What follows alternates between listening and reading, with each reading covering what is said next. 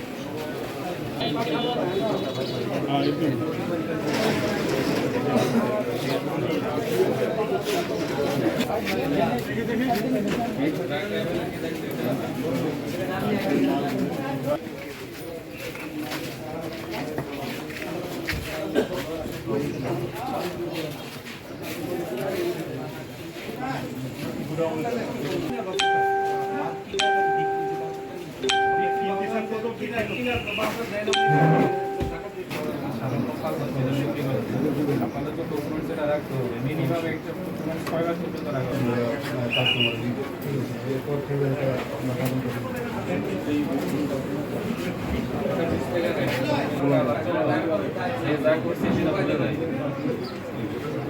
Bedroom বড় বেডরুমে ঠিক করতে মনে কেমন যাবে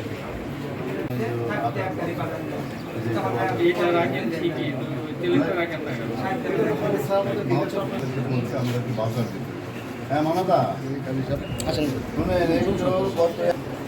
ঠিকানা দিতে হবে না, ততদিন ধরে ব্যবসা করেন আপনারা একজন আরেকজনের ঠিকানা জানেন না, আর আমাকে দিতে হবে ঠিকানা। এখন ঠিক আছে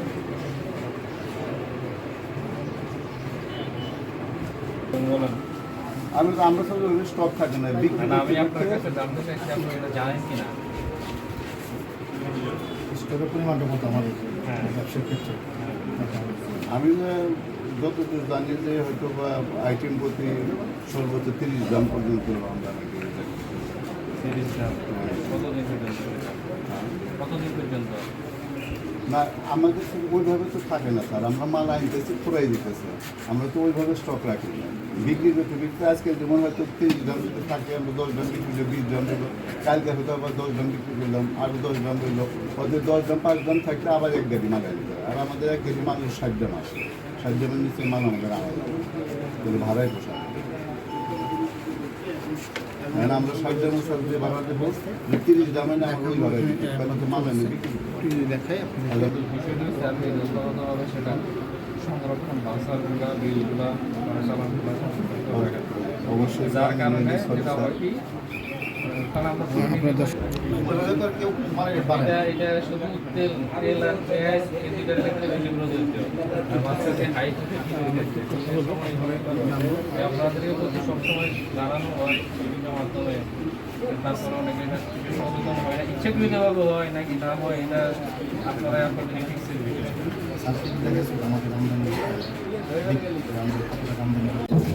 মামুর আপনাদের কি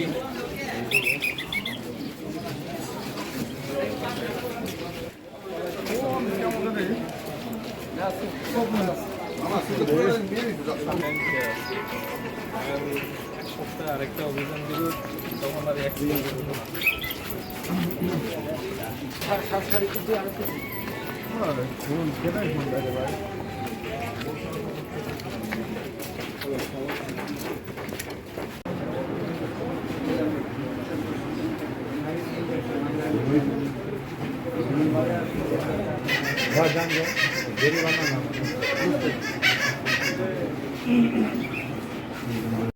ধন্যবাদ আপনাদেরকে।